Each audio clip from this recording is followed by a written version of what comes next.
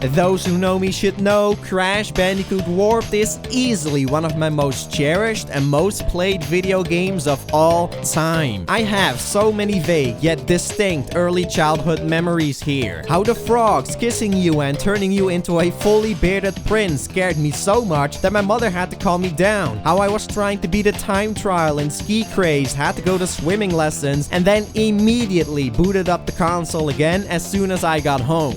Man, those were the days. I won't carry on with all the personal details, but point being, I have a special emotional attachment to Warped that is matched by very few other games. It would seem I am not the only one, however, as this was the first video game Cat Icarus had ever played, and it's the 8th best-selling title for the PlayStation 1, barely beating out Metal Gear Solid. Reviews were also very positive according to both game rankings and Metacritic. For as favorable as the reception and sales back in the day were though, I cannot help but feel Cortex Strikes Back is getting more love and praise nowadays because of its more consistent gameplay. The time has come for me to discover my more nuanced and thoughtful opinions about Crash 3 and share them with all you nerds out there watching this video. I do highly recommend watching my reviews on the 2 preceding installments first for better context if you haven't done so already. They shamefully enough are not as detailed as this review will be, but I do still stand by most of what I've discussed in them and certainly my concluding assessments.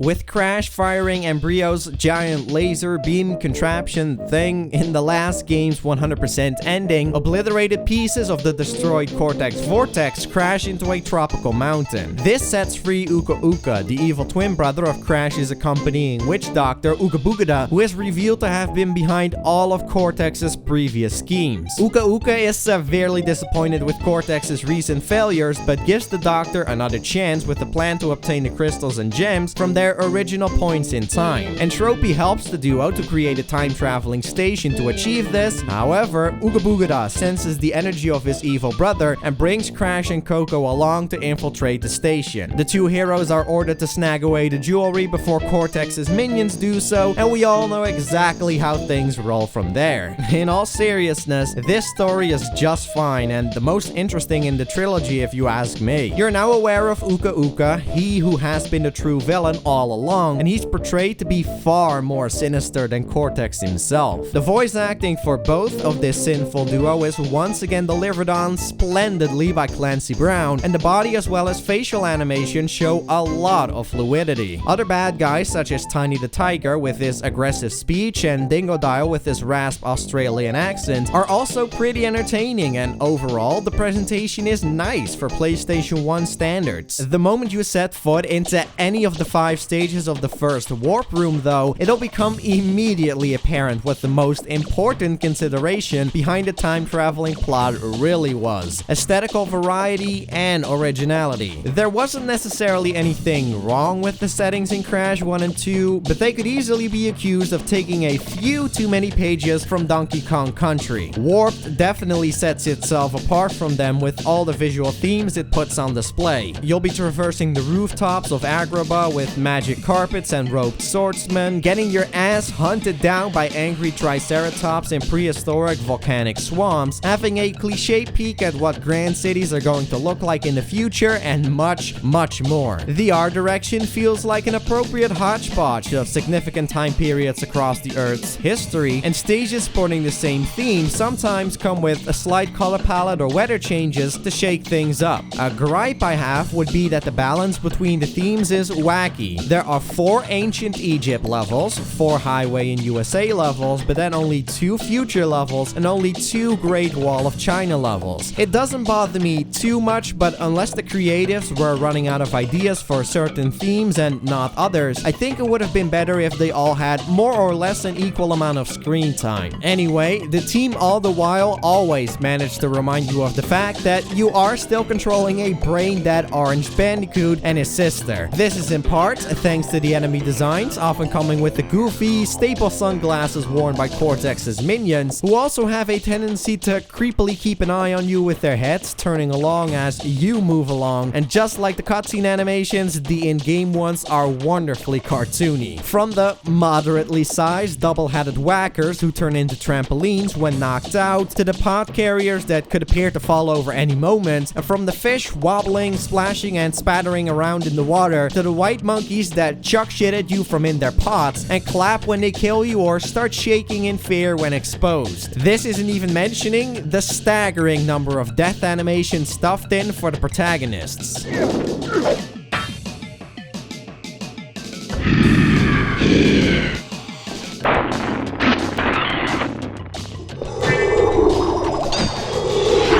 These were merely a few of heaps of examples to keep the video length in check. I would love to show more, but the smoothness and quantity of the animations were pushed far beyond what most developers did at the time. Crash has a total of 30,000 frames of animation in Warped, perfectly portraying his personality and traits without the need for him to spout out cheesy one-liners or be generally obnoxious. Next to the wonderful artistic qualities, there are also some new technical snuffs incorporated into the main engine. Shadows now represent the actual form of all the models in the game as requested by the Sony Computer Entertainment America producers, who had gotten sick of that little discus that's following Crash around, and reflections of characters can even be seen in water surfaces and glass finished backdrops. The view distance has also opened up, giving players at the time some breathtaking sights not commonly, if at all, seen in the previous installments. Those slowdown issues do occur every now and then. Not nearly or aggressively enough to be a big deal at all, but in combination with the many polygon anomalies, things can look rough and outright unfinished at times. Pop in and pop outs are plentiful. There are some flawed camera angles that expose you to unrendered sections becoming rendered at the far side of the screen, and funky depth glitches are fairly common. The water effect in Tomb Raider clipping through other geometry is a glaring instance that springs to mind. Random black jittery stripes along the ground, caused at the core by shortcomings of the PS1's graphics processor, are more abundant and distracting than in Crash 1 and 2 as well. These problems are a bit of a blight on the otherwise fantastic graphics, and undoubtedly the result of Warped being a rushed product. It was developed in 10.5 months, whereas Cortex Strikes Back was developed in 13 months. 2.5 months can make all the difference when creating games, and it's a shame Universal Interactive Studios set this strict deadline. Thankfully, the music doesn't seem to be hampered by that. For crying out loud, the title and the Warp Room themes are some of the most classic tunes in all of gaming, and the rest of the soundtrack is very memorable as well in my opinion. The songs have a good amount of progression, most loops are of at least 1.5 minutes, and the wide range of visual themes are complemented perfectly from an instrumental standpoint.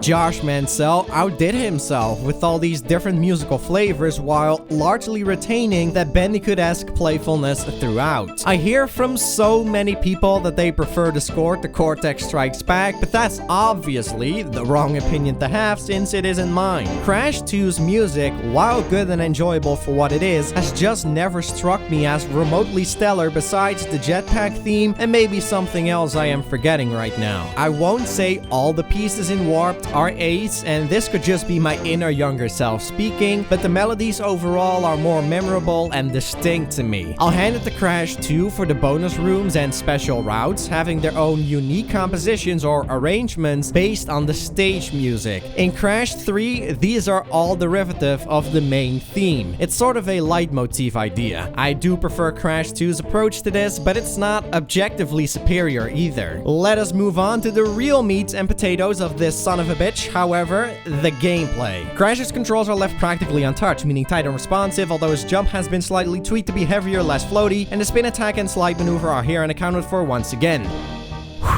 Alright, with the standard but necessary blabber out of the way, we segue straight into our first downgrade in Warped. The overwhelming majority of the enemies can easily be taken out either by spinning into them or bopping on their heads or bodies. The pod carriers in the Arabian towns are dispatched more efficiently with the slide, but I had to reach to find this single example, and I cannot think of any slide-only baddies. In Cortex Strikes Back, this was the case, most notably near the end of the game, where you had to adapt to the state of certain enemies with your different moves. With Crash 3 lacking this, the combat is ultimately more shallow and thoughtless. That's not to say that these games live and die by their combat mechanics, but it's odd to me that Naughty Dog either failed to carry this already established element over, or wanted to simplify the enemy design. Climbing around on the overhead gratings also still is not realized to a very satisfactory degree. In Crash 2, I stated this mechanic left room for improvement with more challenge, basically by adding in more enemy types you could encounter during this exercise. Crash 3 does add in regular stage foes to spin away, but it forgets to put in the undefeatable enemy types from Crash 2 that force you to pull yourself up at the right time instead, anywhere. This not only renders the pulling up maneuver useless in Crash 3, it also makes the climbing gimmick fall short of having the much needed dynamic between baddies that must be attacked with the spin and baddies that must be avoided by pulling up. All the ingredients have now been thought of, but the game fails to bring them together for an actually engrossing scenario. What can hopefully compensate for this underutilization of the standard mechanics is the newly introduced feature of gaining power-ups after defeating bosses. The first of these is the supercharged body slam. This basically buffs up your belly flop to have a wider impact range, which is fancy to the eyes and all, but there are no enemies or interactive stage gimmicks designed around the body slam in the first place. You try using the move on these bouncy awnings in the Arabian areas to see if that does anything. It seems like a match made in heaven.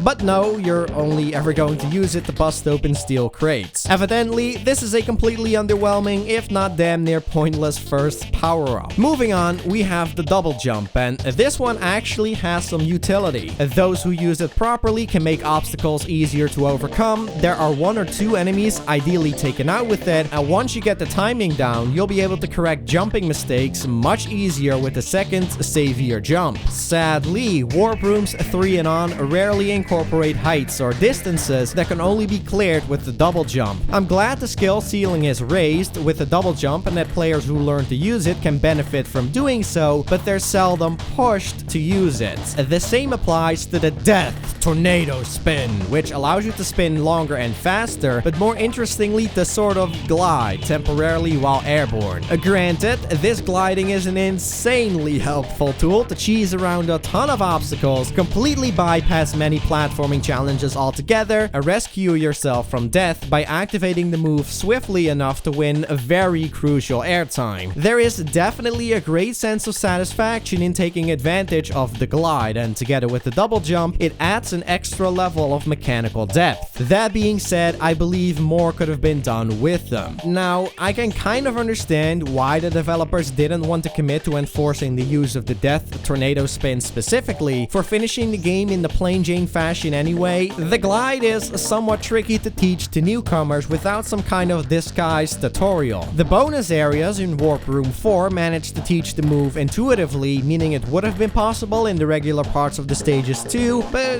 I'll let it slip. What does puzzle me is that the glide is never required to obtain any of the game's gems either. Like, for the color gem and skull routes. How about a scenario where you have to glide through gaps between a series of horizontally stacked laser beams, or platforms that periodically merge in and out of the walls, and you have to use the extended airtime of this move to prevent yourself from falling into the abyss during the downtime of the platforms. It seems like such wasted potential that ideas like these were never implemented, especially because the bonus areas that go out of the way to teach the mechanic have to be visited for 100% completion. Not sure what the thought process behind that was. Another thing I'd argue is that the glide can break the game too easily once it is actually mastered. If, say, the timing at which you must activate the next spin to successfully sustain the glide was stricter, as is you can just spam the button really, I think that would have gone a long way to making the move more balanced. The fourth power-up, the fruit bazooka, also has some pretty blatant balancing issues. When stationary, you can use this weapon to destroy enemies and boxes from a safe distance. While it's hella cool to come back to earlier levels and brutally murder innocent chickens without an angry mob assaulting me as if I were some kind of green fairy boy, the final warp room should have had foes and stage gimmicks actually built for the device in mind. Instead, you're free to stay back, enjoy your snack or drink while you're at it, shoot up the baddies in the environment, and then move on scot-free. Why aren't there additional guys in these buildings outfitted with throwing knives or whatever that are flung in your direction, asking you to dodge the incoming projectiles and pick your moments to shoot up these guys in the buildings? I do have to give credit to the level designers for removing the boxes that blow up all the nitro crates in Gone Tomorrow and Flaming Passion, testing the player's ability to outsmart the game and be one step ahead of it, but barely anything else noteworthy is done with the fruit bazooka in spite of its promising concept. The game would in fact probably have been better off without the thing, since nothing is limiting it. Lastly, there are the speed shoes, but I'll fully address these later as we reach the time trials. All in all, the power-ups are a welcome addition, and I appreciate Naughty Dog's willingness to keep expanding their gameplay formula. It frustrates me though that the stages are not designed around the upgrades as gracefully as they should have been. While nowhere near deal-breaking, this does mean that there is a general problem in Warp of a pool of mechanics left underutilized and or unbalanced, be it due to time constraints or lack of inspiration. In spite of this, the level design is in many ways just as good or even better than before. First off, the difficulty curve scales really well from warp room to warp room, but also from stage to stage within the same theme. There is a very clear difference in challenge between, say, G-Wiz in Warp Room 2 and then Gone Tomorrow in Warp Room 5, with more pits, hazards, and enemies. And if you look at the Arabian levels, just as one example out of many, you notice that exact same type of progression as you move along, with more aggressive foes, more precise jumps, and stricter timing involved. Trust me, I know I sound like a broken record. It's like, you know, fucking duh, right? Well, I just want to emphasize one last time that Naughty Dog has grasped this concept well since Crash 1. It sucks then that the fruit bazooka kind of messes up this strong difficulty curve in Crash 3, but I am talking strictly level layouts themselves here. Excluding some of the stuff that happens in the alternate playstyles, which I'll all get to as we move along, Warped is also all-round fair. Everything is so well telegraphed, you can observe many threats way in advance and the control shall not fail you. The overwhelming majority of deaths are going to come from impatience or a lack of skill on the player's end, which wasn't necessarily the case in even Cortex Strikes Back. The ice physics there are incredibly sluggish, requiring a significant amount of practice to get accustomed to the crap factor, and the backtracking in certain stages was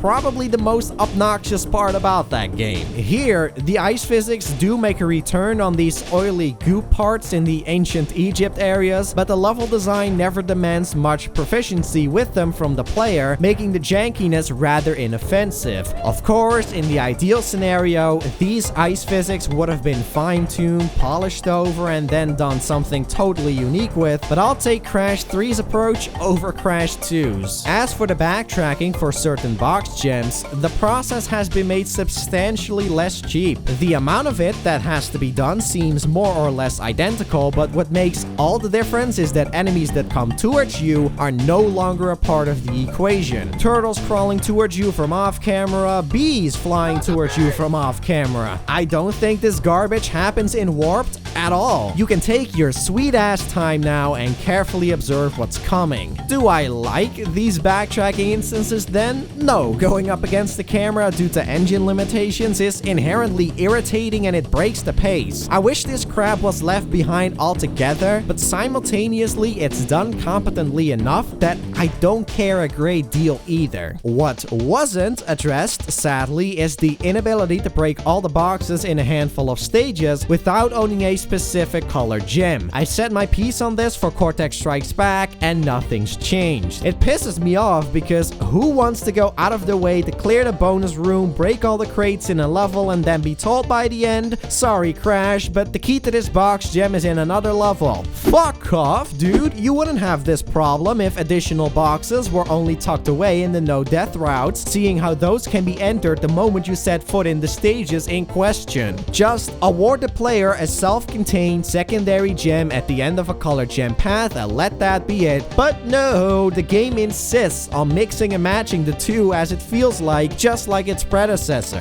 This bizarre design reaches its peak with Future Frenzy in Warp Room 4. The level has an alternate entrance opened up after acquiring 20 relics, again I'll get to those later, and when you clear this section with boxes in it, just to clarify, you are transported to around the halfway point of the regular part of the stage. This forces you to backtrack to the beginning of the level as to break all the boxes you're leaving behind otherwise, and then you must travel through an emptied stage back to the point you were dropped off initially by the special route platform. How in the hell was this considered a passable idea? Why could you not be booted to the start of the regular part of the stage after clearing the alternate entrance area? Or better yet, why couldn't all the boxes be in the main fucking part of the level in the first place? It has to have been a very conscious decision too, since Hang 'em High contains an alternate entrance opened up with 10 relics, yet it doesn't have any boxes for starters, and when you finish it, you nicely arrive at the end of the regular stage with the yellow gem in hands. Now that's how you do it, guys. To end the discussion of the level design for the regular Crash platforming stages on a positive note though, there is a ton of variety in them. Obviously, the time travel visuals help there, as we've established, but it's also in the gameplay. The medieval stages are all straight, corridor-esque and combat-focused levels. The Arabian stages have a lot of vertical progression, as well as the aforementioned climbing, and one of the ancient Egypt stages has a gimmick with periodically rising water, with minimal safe ground to prevent yourself from drowning, while another one of these brings back the light bug in a dark area element we've seen in Crash 1 and 2 before one last time. Something that really elevates Warped above its predecessors in the variety department, however, is how frequently yet seamlessly the camera perspective changes. This may not seem like much, but I think subconsciously it can mitigate boredom or fatigue. It's perhaps best showcased in the Boneyard level, which goes from a chase section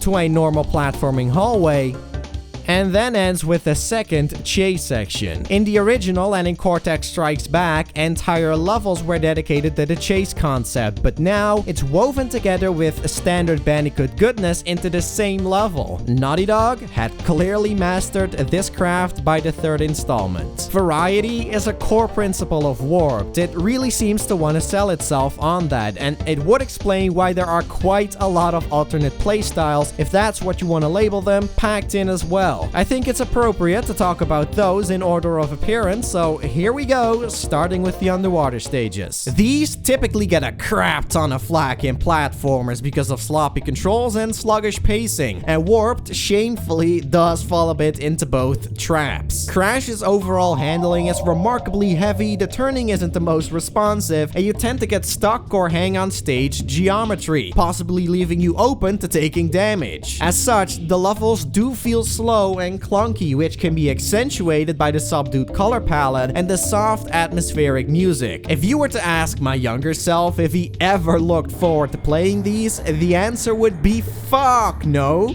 Okay, maybe it wouldn't be fuck no, because I would have had my bottom spanked by my parents, but you get my drift. Despite this, playing the other water stages for this review has given me more of an appreciation for other parts of their design. The water allows for more freedom of movement, and the enemies and obstacles are placed to take advantage of this. Whether it's the blowfish slowly moving up and down, the spiky mines nudging in your direction a little, or the rotating electric wheel things that you have to slowly swim around, the player is tested in a different fashion from the usual platforming while staying relatively familiar. It makes for some solid variety, and I don't think the levels are boring, as they are far from empty. I also like the implementation of this, I don't know what to call it, available at certain sections. In addition to it moving faster and handling better, it is required to blow up patches of seaweed that contain boxes. This means if you're being reckless and lose the thing by getting hit by an enemy or hazard, you have to kill yourself in order to get another chance at obtaining the gem. This is appropriately punishing, yet fair, and a nice touch to the level designs. The underwater stages aren't perfect, and I can understand why others would view them as intrusive or off-putting, but I was surprised that I ended up having a fine time with them. To go even further, I would not have minded a third level later into the game for a tougher send-off. Next in line are the return of the animal auto-run stages, but this time we play as Coco riding the little tiger Pora instead of Crash riding the little polar bear Polar.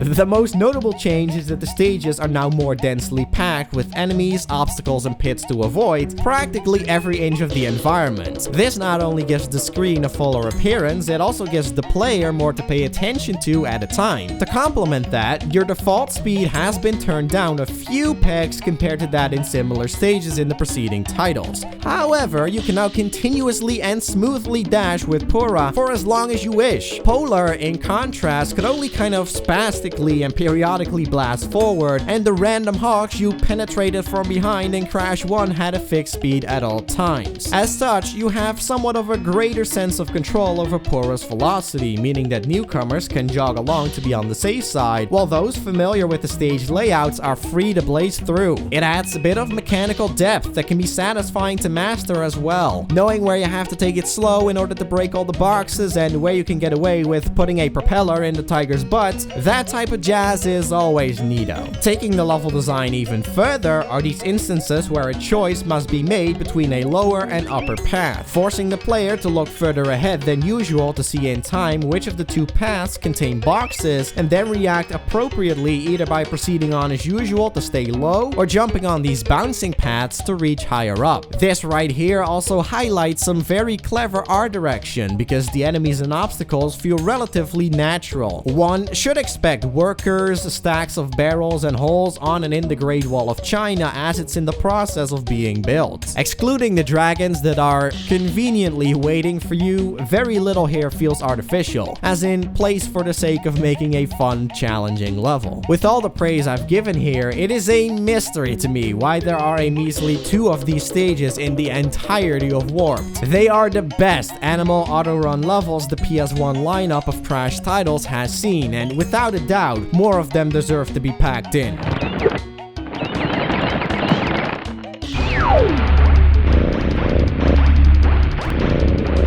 After the first Pura stage comes the first jet ski stage, and from here on out is where the alternate gameplay styles are backed up by separately and specifically built engines. For the first time ever in the Crash Bandicoot trilogy, the player is not set on a strict path with a fixed camera that refuses to turn around. Your vehicle can circle the full 360 degrees, and the camera will properly follow suit when doing so. So the player has much more freedom and space to move where they want to. What's especially great about these stages is that all the mandatory ones remain linear with a point A to point B progression to keep in line with the regular Crash formula, but there are tons more nooks and crannies to discover and small branching routes to take for those wanting to get a hold of the gems. The exploration factor is present on a level not seen before in the series, and lo and behold, backtracking isn't a total pain in the crack here. This cements for me that the backtracking in installments one of the three were bad choices for the traditional Crash engine. Anyway, you can tell the team was itching to try true free-roaming 3D on the system before moving on from it. And one of these secret jet ski levels is completely open-ended with a search for a switch to unlock the exit, to make the very best out of the engine. I also have to point out it was a smart decision to choose a vast ocean as the setting for all of these levels, as there was much less detail to be drawn in it. Environments as loaded with objects as the regular levels would have tanked the frame rate, considering the openness and fully rotating camera. Another technical feat with this engine are the water physics. These do really enhance the feel of sitting on a jet ski, as the bounciness on the surface is nailed. On the flip side, they also interfere with the gameplay at random a bit too much. For example, you can miss boxes after hitting a ramp, forcing you to head back to the ramp, take it, and hope you get the boxes now. This can be pretty annoying, and I think the stage design should have accounted for the unpredictability of the sea a little more. Nevertheless, I find the jet ski stages excellent diversions, and I am so relieved they aren't mere tech demos. They actually have solid substance and are enjoyable all the way through, if you ask me. Along with the auto runners, these are my favorite alternate levels. The motorcycle races, however, yikes, they're some of the biggest downfalls of Crash Bandicoot Warped. You have to reach the finish before all these beautiful bastards in their blue cars, which would be acceptable as a couple of optional minigames, but with the exception of the secret area 51, these levels must all be beaten to advance in the main adventure. While I can pass these stages without any effort, because of my lifelong experiences with them, I suspect the difficulty can be pretty darn steep for newcomers. This is a legit problem, as none of the other alternate gameplay styles discussed so far stray away this far from the regular Crash gameplay as this one does. You have to avoid obstructive police cars, steer clear from holes in the road, hit boost pads, and find out how to even stay on the course after doing so, make some ridiculously sharp and tricky turns, and prevent yourself from colliding with opponents as they can bump you backwards, off-road, or even into an abyss. It strikes me as bad design when the player has to come to grips with entirely new mechanics and controls, ones that aren't the smoothest to begin with, in what is essentially a wholly different genre of game for the sake of moving on. The second bad aspect to these races is collecting the gems. As expected, you have to break all the boxes as you bike your way to the end, but if you zoom past one due to the draw distance, some asshole pushing you away, or just a simple mistake of your own, you have to re-enter the stage and begin from the start. It absolutely baffles me that you cannot turn around. The programmers again created a new separate engine for these, so why not let me travel back and bust the box I missed? You don't need to come in first place in order to obtain the gem anyway, so what's the fucking deal? It's such a frustrating, tedious waste of time whenever you do miss a box. I will admit that once you master the workings of this playstyle, it actually isn't too bad and quite entertaining as far as I'm concerned, but I don't see that as a valid excuse to make them obligatory to beat, and even I still struggle with the gems from time to time. To be honest, I personally consider this the most offensive and troublesome gimmick in the entire game, but not necessarily the least fun to play. No, that honor belongs to the biplane stages. They are the most mundane in the entire game. The goal in them is to destroy a set number of important objects while shooting down opponents in other biplanes that try to kill you as you go. Think of these levels as dogfights, only the speed of your vehicle is abysmal, making for overall awful pacing, and the other interfering pilots wouldn't make you poop your pants if their lives depended on it. You can spin around to deflect bullets, and enemies always approach you from the front as easy targets. This isn't like an action-packed all-range battle in Star Fox 64 with a fast tempo, the possibility to accelerate, hit the brakes, do a U-turn to shake off people behind your back, and terrific voice acting to seal the deal. My mind always wanders when I play these stages because they seriously lack depth and action, hence why I also got so little to even say about them. Now, I am fully aware that I am ironically contradicting myself with the critiques of the motorcycle levels and the biplane biplane levels, but this is exactly one of the core concerns with games that don't have the best mechanical consistency and throw in vastly different playstyles with entirely different objectives. The motorcycle levels have enough going on to be captivating, but they can impede progress with an out-of-place playstyle, while the biplane stages can be passed easily thanks to the low difficulty, yet they're absolutely boring to put up with.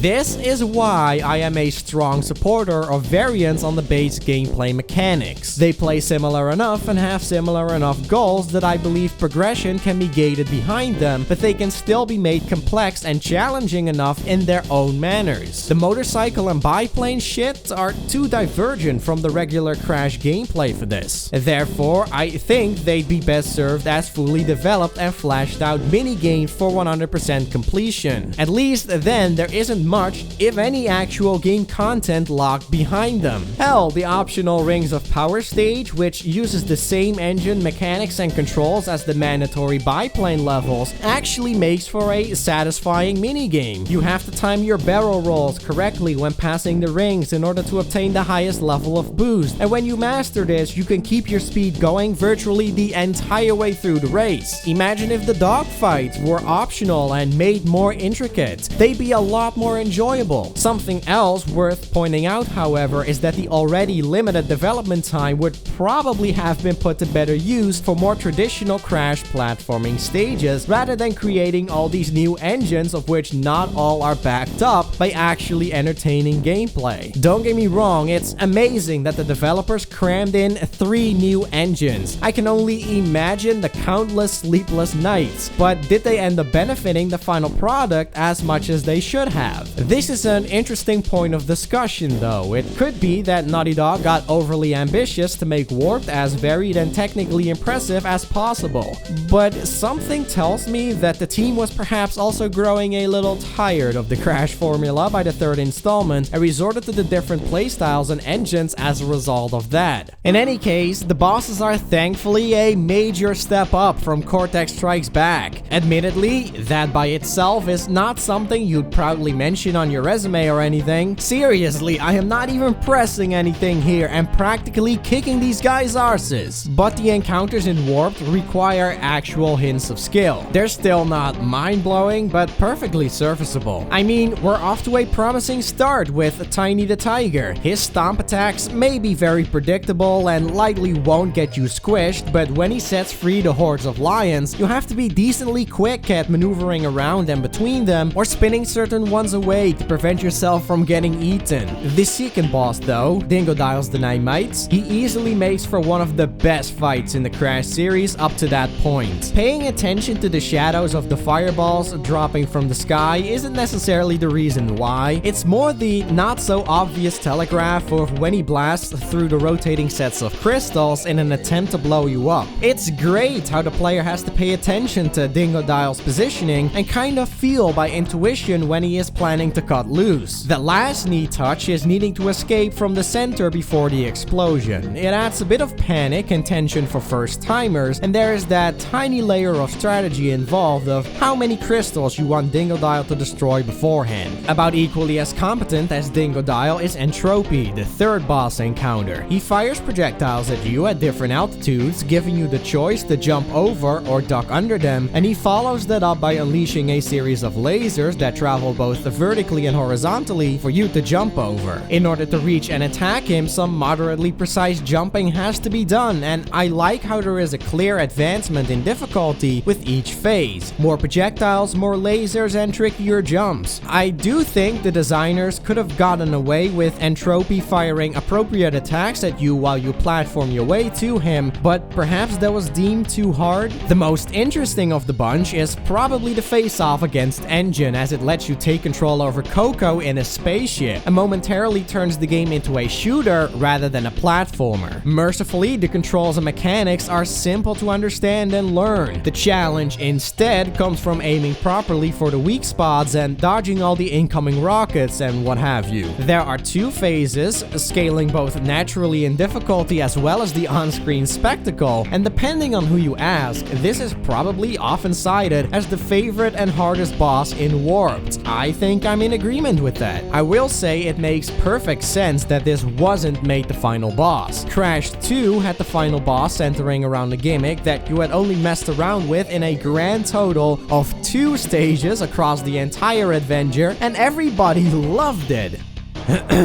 Crash 3 realized this mistake and rightfully made the battle against Cortex himself focused on the regular Crash gameplay. Shamefully, the existing fight does feel a bit half-baked and simple. Ooga Boogada and Uka Uka duking it out doesn't pose too much danger, and the blaster shots from Cortex can be seen coming from a mile away. The mines he drops can be a little tricky to safely dodge, but other than that, there isn't too much of a thrill beyond spinning Cortex into a sucking hole and the accompanying sound effect that plays with every connected hit. Delicious. Now, upon defeating Cortex here the first time, you acquire the aforementioned speed shoes, which, self-explanatory, make you go super sonic fast at command. With this bump up in ground speed, you'll be at an advantage in the regular Crash stages when tackling the newly introduced time trials. See, after clearing a stage with a crystal collected, a yellow spinning clock awaits you when you re-enter said stage, and once this clock has been touched or shot down with the fruit bazooka from a distance for a technical head start, you're out to reach the end of the level as quickly as you can. To spice up the job, checkpoint boxes are removed, so losing a life boots you back to square one, and along the way you can break these yellow boxes that freeze the timer for either 1, 2, or 3 seconds, depending on the labeled number. Possibly the following has to do with me growing up with racing games and Sonic the Hedgehog, but the time trial mode is actually one of my favorite aspects about Crash 3. There is something immensely addictive and satisfying about improving my personal records again and again by nailing more and more tricks and shortcuts and performing overall better and better. I sank a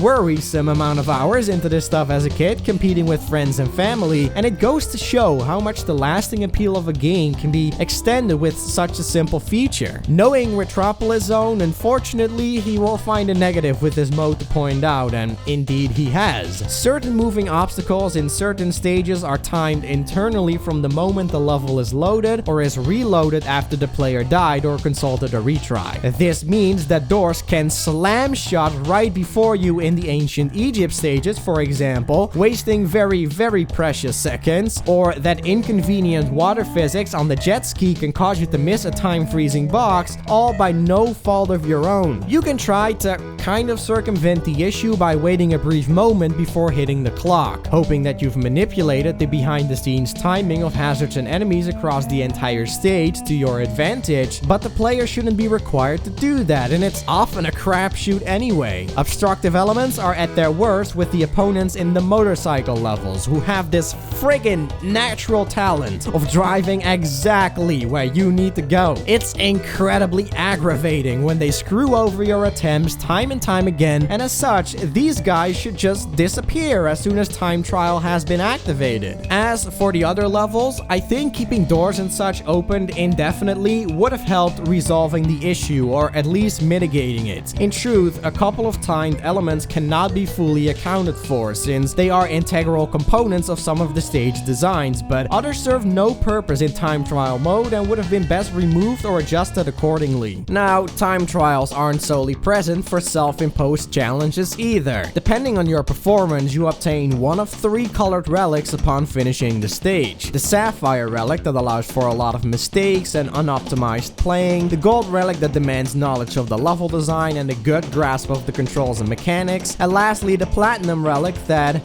Fucking cry, bitch! In order to score a 100% save file and thus the good ending though, obtaining all 28 Sapphire relics will suffice just fine. While it could be argued this is already a cheap way of padding out playtime and that only the gem should be required, I think the extra condition of a running timer changes the gameplay dynamic enough that revisiting all the stages feels fresh enough. Not counting the motorcycle stages since they are already races. What bugs me here, however, is that achieving 100% really only only changes the ending. The boss battle against Cortex is the exact same shit as before. Maybe there are time constraints, again, but there is no arguing that a totally new fight would have made for a superior closure after hitting 100% completion, right? The main series Ape Escape games all have 2 separate final bosses, so why do none of the PS1 Crash titles have that? By now, the uninformed may ask, if the Sapphire relics are enough to get 100%, what do the Gold and Platinum relics get you then? Well, obtaining all of the Gold relics will trigger Coco to grant you the very last gem for a total of 105% completion? Okay, makes total sense. This doesn't do anything besides looking cool, but it's something at the minimum. The Platinum relics, in contrast, give you truly nothing. Zilch, nuppers, nada, merely bragging rights. That's pretty damn disappointing considering how tough they are to earn, and I think I have a decent reward in mind. As you may have noticed, secrets a la Cortex Strikes Back are largely absent from Warped, as you've got merely 2 secrets this time around, both leading to 2 completely optional stages. Getting to Hot Cocoa requires you to hit this alien sign in Road Crash, which can at least be figured out with a very observing eye, but reaching Eggipus Rex is incredibly obtuse. Who would think to intentionally let themselves get carried away by this very specific pterodactyl in the yellow gem path of the Dynamite stage? The answer? Nobody. Nobody, dude. I genuinely do get what the developers were going for with these, that players could discover them years and years later and be dumbfounded there are 2 completely finished stages to play through now. I absolutely get it, but especially entering Eggipus Rex could only ever be done by utter accident or by being dirty and looking in some kind of magazine at the time or snooping up the information online nowadays. What I personally would have suggested if I were on the team was include hints for both of the secrets that can be read when all the Platinum relics have been acquired. In doing so, this huge accomplishment is at least recognized and players would be made aware of the secrets without outright unlocking the corresponding stages. It's a win-win situation as far as I'm concerned. Upon dissecting both Crash 2 and 3, it's easy to understand why many people hold the former in higher regard. Out of the 25 main adventure stages in the 2 titles, the second installment contains 21 regular on-foot platforming stages, while the third only sports 14 of them by comparison. The 11 blanks are filled in by a pile of different playstyles that aren't guaranteed to be everybody's cup of tea. The motorcycle and biplane levels in particular feel disjointed from the rest and definitely hurt the game. Be that as it may, I feel it's unjust to ignore the aspects Warped improved and how far it was pushed in general with the shorter development cycle. The plethora of stunning animations, the exquisite attention to detail, the artistic visual flair and variety, and the music direction are all the best the trilogy has seen in my opinion. And beyond that, the regular Crash stages have some killer diversity. The bosses are actually worth the damn. There are a handful of new moves to tinker with, even if they aren't fully realized by the level design, and the addition of time trial mode adds a dimension of replayability that you simply do not get in Crash 1 and 2. On top of that, I am personally fine with the underwater stages. I really enjoy the jet ski stages, and I believe the auto run stages make the stronger showing here. Combined with my nostalgic bias, I'll still pop in Warped over Cortex Strikes Back in a heartbeat, but which of the 2 is superior from a design angle is not as cut and dry. If only for its greater focus, I'm inclined to award that crown to Crash 2. The numerous gimmicks and the push for free-roaming 3D with new engines in Crash 3 were hinting at a desire to explore new territories. Had Naughty Dog continued with the iconic marsupial after Team Racing, he may have debuted on the PlayStation 2 in the world's first loading-free collectathon platformer.